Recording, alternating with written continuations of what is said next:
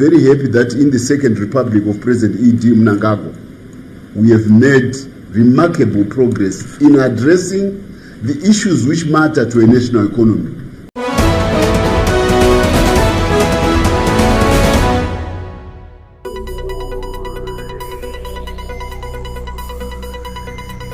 Mashoko ava Christopher Mutsvangwa avo vanga vachitaura pamberi pevatapi venhavo papress conference yavakokera kuBulawayo, uko vataura mashoko ekurumbidza mabasa aiitwa neSecond Republic kuburikidza navaEmmerson Mnangagwa avo vavati vakwanisa kuunza budiriro zvenguva pfupi mumakore avapinda kubva 2017 kusvika pari nhasi.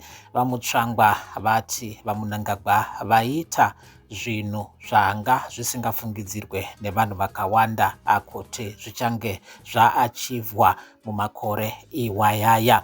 Vanga vachitaura maererano neurongwa hwekuti vaEmmerson Mnangagwa vane urongwa hwekuvandudza dhorobha reBulawayo kunyanya kuvhurwa kwemaindastry ayo mazhinji acho akavhara panguva dzeLand Reform Program. Ndo mashoko aripo muri Zimbabwe, mashoko kubva kuna vaChristopher Mutsvangwa vanga vachitaura nevatapi venhavo kuBulawayo nhasi, vachitaura maererano neurongwa huripo hwekuvandudza maindastry mudhorobha reBulawayo.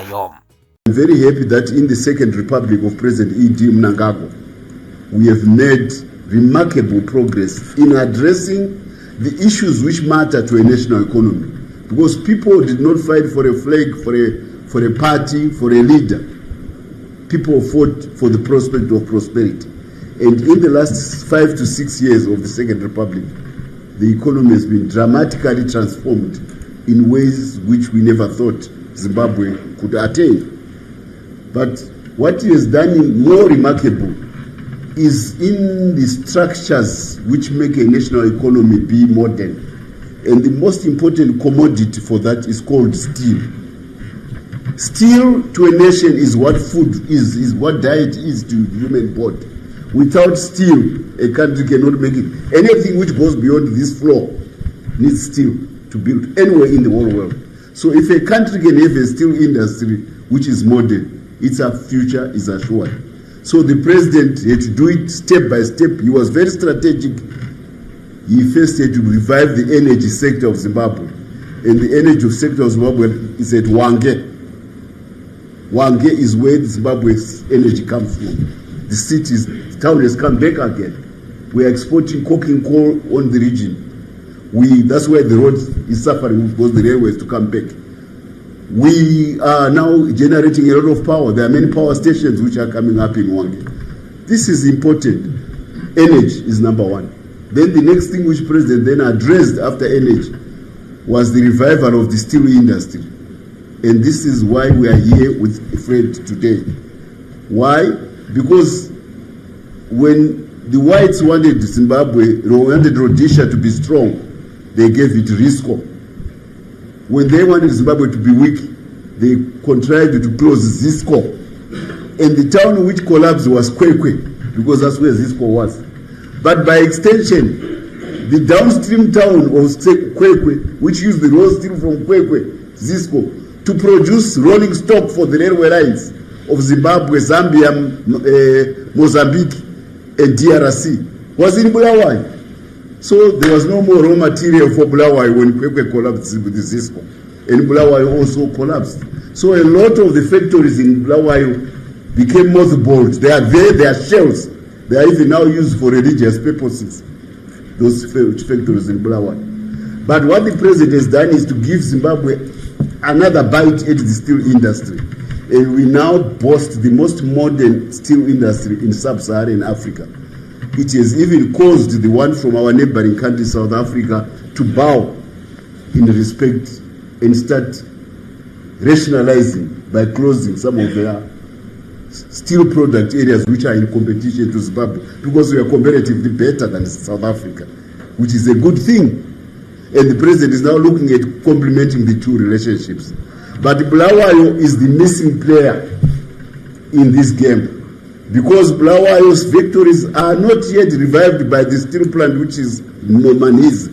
And that's why we sat down with Fred, we went to the president, we went to the Minister of Finance, and we went to the Speaker of Parliament, and we went to the Secretary General of ZANU-PF, and we said we want to have a budget allocated to Bulawayo so that the factories in Bulawayo are revamped and refurbished to modern international standards, so that the reticulation water of Bulawayo is back, so that the railway sidings and roads which went to those factories are back.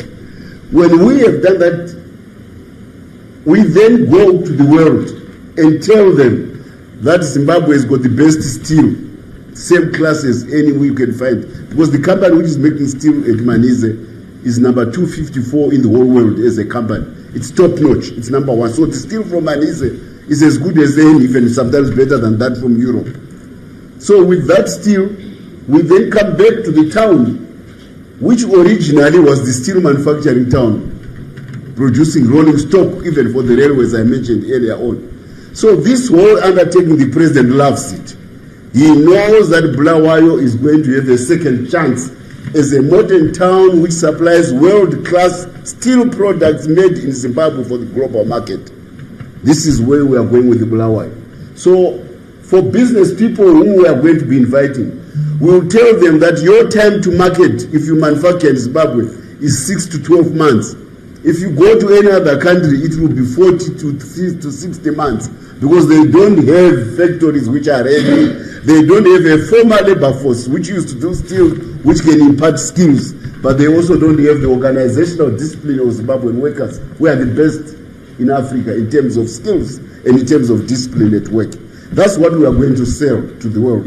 And that's why me and Fred are in communion with the president about this vision about Bulawayo. And we are announcing it to you today on the day of unity in Zimbabwe, because whilst the president has been addressing all the historical issues, it's easier to address those historical issues if there's a material aspect of well-being which is being shown to the people who are victims, to the people who are marginalized, and to the people whose future as workers was shattered when the town closed. The president wants to restore that future into this town.